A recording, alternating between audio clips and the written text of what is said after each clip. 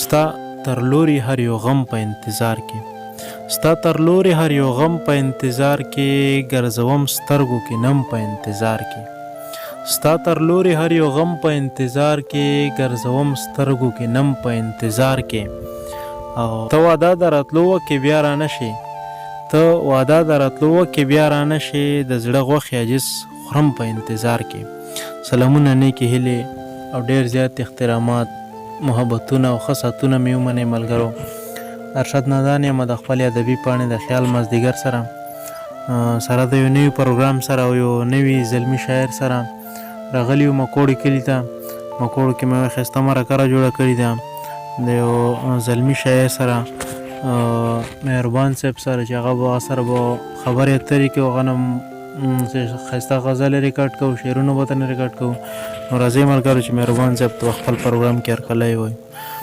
اسد مهربان صاحب تاسو ته په خپل پروګرام کې هرکلی وایي دان صاحب ته تاسو ډېره ښه مشوره وکړو چې تاسو موږ پسې راغلی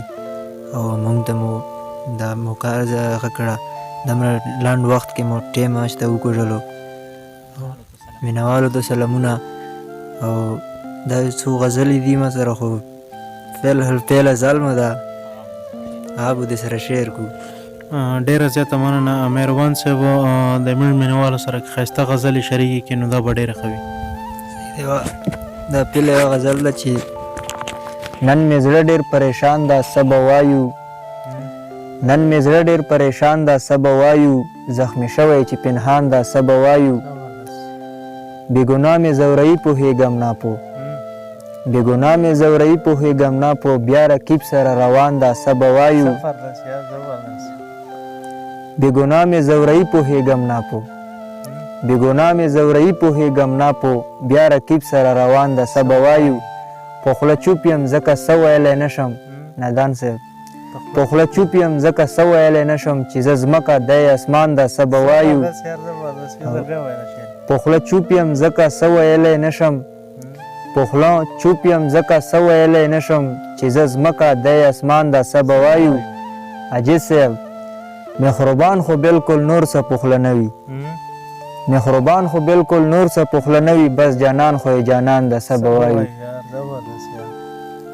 دا یو بله غزل ده زه د عشق ډېر ترسېږم که دې سوچ وي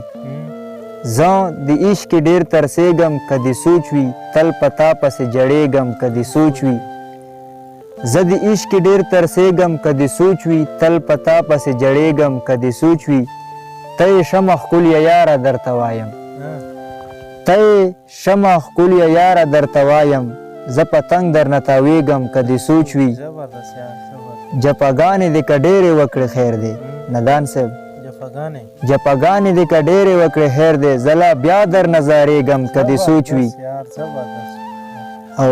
ټول صفت صفت یې ځکه دې صفت کړم عجیز صاحب